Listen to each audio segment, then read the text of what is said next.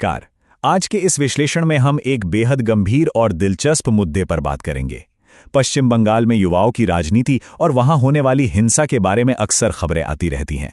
लेकिन क्या कभी सोचा है कि युवाओं का ये राजनीतिक जोश एक व्यवस्थित और खतरनाक हिंसा के तंत्र में कैसे बदल जाता है? आइए, बिना किसी देरी के इस पूरे समाज शास्त्रीय मॉडल की गहराई में उतरते हैं और समझते हैं कि ये पर्दे के पीछे काम कैसे करता है। हाल ही में कुछ ऐसी चौंकाने वाली और विस्फोटक खबरें सामने आई हैं, जिन्हें देखकर मन में एक सवाल उठना लाजमी है। आखिर राजनीतिक सत्ता पाने की जो ये तीव्र इच्छा होती है, वो एक आम नागरिक की भागीदारी को आपराधिक गतिविधियों में कैसे बदल देती है? इसे समझने के लिए हमें इसके पीछे काम कर रहे अकादमिक ढांचे को जांचना होगा। यही हमारे आज के विश्लेषण का मुख्य आधार है। सबसे पहले तो ये समझना जरूरी है कि इस पूरी व्यवस्था की नींव विल्फ्रेडो पेरेटो के एक बहुत ही मशहूर समाजशास्त्री सिद्धांत पर टिकी है। इसे कुलीन वर्ग का संचलन या सर्कुलेशन ऑफ एलीट्स कहा जाता है। इसका सीधा सा मतलब यह है कि समाज का जो ताकतवर और स्थापित कुलीन वर्ग है, वो सत्ता को सिर्फ अपने ही समूह के अंदर घुमाता रहता है। इस प्रक्रिया में आम जनता और खासकर युवाओं का इस्तेमाल सिर्फ एक सीढ़ी की तरह किया जाता है, ताकि ये कुलीन वर्ग अपनी सत्ता को और मजबूत कर सके। नतीजा यह होता है कि युवाओं की जो असली सामाजिक प्रगति होनी चाहिए, वो वहीं की वहीं रुक जाती है। तो अब सवाल यह है कि जमीनी स्तर पर यह हेरफेर आखिर होता कैसे है? अकादमिक रिसर्च साफ तौर पर बताती है कि राजनीतिक दल कमजोर युवाओं को अपने साथ जोड़ने के लिए एक बेहद सुव्यवस्थित और नौकरशाही जैसी प्रणाली का इस्तेमाल करते हैं। इसे एक तरह का ग्रूमिंग प्रोसेस समझ लीजिए। इसमें सबसे पहले ऐसे कमजोर युवाओं की पहचान की जाती है जिन्हें आसानी से प्रभावित किया जा सके। फिर उनके दिमाग में एक खास विचारधारा सेट की जाती है। उसके बाद उन्हें पार्टी के लिए चंदा इकट्ठा करने या अपनी ताकत दिखाने जैसी जिम्मेदारियां सौंपी जाती हैं, और देखते ही देखते ये सब स्थानीय स्तर पर एक संस्थागत गैंग में बदल जाता है। अब बात करते हैं उन वादों की जो इन युवाओं से किए जाते हैं और उस हकीकत की जो उन्हें असल में मिलती है। दोनों के बीच जमीन आसमान का अंतर है। शुरुआत में इन्हें समाज में आगे बढ़ने, नेता बनने और सरकारी सुविधाओं का लाभ उठाने के बड़े बड़े सुनहरे सपने दिखाए जाते हैं। लेकिन असलियत क्या होती है? असलियत में उनके हिस्से आता है एक आपराधिक रिकॉर्ड, समाज से पूरी तरह अलगाव और केवल कुछ वक्त का झूठा रुतबा। रिसर्चर इसे पॉलिटिकल रिजर्व आर्मी का नाम देते हैं, यानी युवाओं की एक ऐसी फौज जो सत्ता के भ्रम में जीती तो है, लेकिन सच कहूं तो उनका इस्तेमाल सिर्फ एक राजनीतिक बाहुबल या डिस्पोजेबल मसल के रूप में किया जाता है। यह रिसर्च एक बहुत ही परेशान करने वाला सच सामने लाती है। इन युवाओं को राजनीतिक वफादारी पर इस कदर निर्भर कर दिया जाता है कि अक्सर वे अपनी खुद की मेहनत और पढ़ाई लिखाई के जरिए आगे बढ़ने के सारे रास्ते अपने ही हाथों बंद कर लेते हैं। उनकी पूरी पहचान बस उस राजनीतिक दल से जुड़कर रह जाती है। ये लोकतांत्रिक ढांचे के अंदर किया गया एक बहुत ही खतरनाक किस्म का मनोवैज्ञानिक हेरफेर है। आइए इसे दो असली मामलों से समझते हैं जो इस रिसर्च में सामने आए हैं। पहला मामला है संतोष का, जो एक सैनिक बनकर देश की सेवा करना चाहता था। लेकिन हुआ क्या?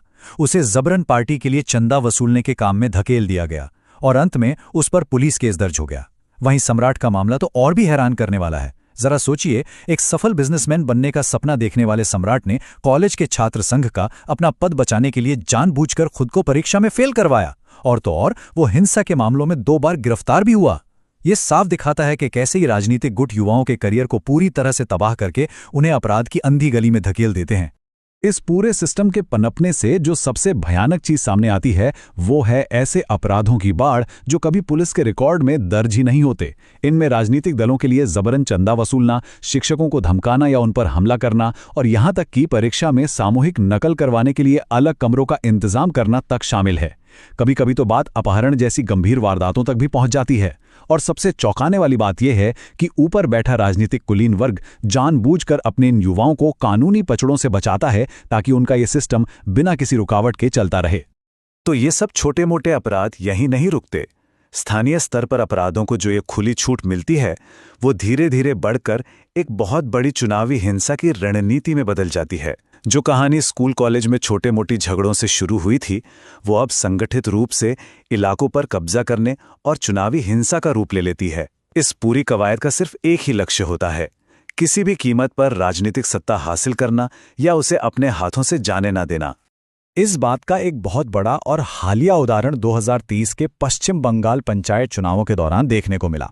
जब इन चुनावों का अकादमिक विश्लेषण किया गया तो ये बात एकदम साफ हो गई कि ये चुनावी हिंसा कोई अचानक भड़कावा गुस्सा नहीं थी, बल्कि ये एक बहुत ही सोची समझी और सधी हुई रणनीतिक चाल थी। इसका मकसद संपत्तियों को नुकसान पहुंचाकर और लोगों के मन में एक खौफ पैदा करके पूरी चुनाव प्रक्रिया को अपने कंट्रोल में लेना था।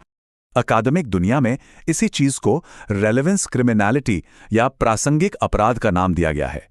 जब कोई भी राजनीतिक व्यवस्था अपना दबदबा बनाए रखने के लिए पूरी तरह से इस शारीरिक ताकत या बाहुबल पर निर्भर हो जाती है, तो इसका सीधा मतलब यह है कि युवाओं के सपनों को कुचलकर उन्हें क्रिमिनल बनाने वाली जो ये पूरी पाइपलाइन है, वो अब 100% स्थापित हो चुकी है। इस पूरी समाजशास्त्रीय थ्योरी को अगर आज के समय में किसी जीती जागती घटना से जोड़कर देखना हो, तो हाल ही का संदेश खाली विवाद इसका सबसे सटीक और ज्वलंत उदाहरण है। इस विवाद का घटनाक्रम देखिए। ये महज एक सरकारी एजेंसी की छापेमारी से शुरू हुआ और कितनी तेजी से एक भयंकर जन आंदोलन में बदल गया। 5 जनवरी को ईडी अधिकारियों पर हमला होता है। उसके बाद स्थानीय महिलाएं बड़े पैमाने पर सड़कों पर उतर आती हैं, जगह जगह आगजनी होती है और देखते ही देखते मामला सुप्रीम कोर्ट की चौखट तक पहुंच जाता है। ये उसी सिस्टम का सीधा जमीनी परिणाम है जिसकी बात हम अब तक कर रहे थे। संदेश खाली में जो अशांति फैली, उसकी जड़ें असल में बहुत गहरे और गंभीर आरोपों में धसी हुई हैं। स्थानीय ताकतवर नेताओं पर आरोप है कि उन्होंने झींगा फार्म बनाने के लिए लोगों की जमीनों पर कब्जा किया, सालों तक स्थानीय महिलाओं का व्यवस्थित तरीके से उत्पीड़न किया और सबसे बड़ी बात, वो बिना किसी डर के कानून की आंखों में धूल झोंकते रहे। राष्ट्रीय महिला आयोग यानी एनसीडब्ल्यू की रिपोर्ट में तो यहां तक कहा है कि इसमें पुलिस और स्थानीय राजनेताओं की पूरी मिलीभगत थी। ये सब दिखाता है कि वहां कानून का खौफ किस कदर खत्म हो चुका था। संदेश खाली की ये पूरी स्थिति पॉलिटिकल कैपिटलिज्म यानी राजनीतिक पूंजीवाद की थ्योरी को बिल्कुल सही साबित करती है। इस सिद्धांत का मानना है कि जब सत्ता और संस्थागत ताकत का इस्तेमाल जनता की भलाई या उनकी सुरक्षा के बजाय केवल अपनी राजनीतिक कुर्सी बचाने के लिए एक ढाल के रूप में किया जाता है, तो वहां ऐसे ही अलिखित अपराध जन्म लेते हैं। यहां अपराध कोई गलती या दुर्घटना नहीं है, बल्कि अपना दबदबा बनाए रखने का एक बेहद कारगर हथियार बन चुका है। अब हम इस चर्चा के बिल्कुल आखिरी और सबसे अहम पड़ाव पर हैं। ये सब जानने के बाद एक बहुत ही गहरा सवाल खड़ा होता है, जब समाज में युवाओं का इस तरह से इस्तेमाल, ये खुलेआम अपराध और बिना सजा के बच निकलने का ये सिस्टम अपनी जड़ें इतनी गहरी जमा लेता है, तो आने वाले समय में हमारे लोकतांत्रिक समाज पर इसका क्या असर पड़ेगा? क्या इस राजनीतिक पूंजीवाद की भारी कीमत आखिरकार उसी लोकतंत्र को चुकानी पड़ेगी जिस पर हम सबको इतना नाज है? ये एक ऐसा सवाल है जो हम सबको सोचने पर मजबूर कर देता है। इस विश्लेषण से जुड़ने के लिए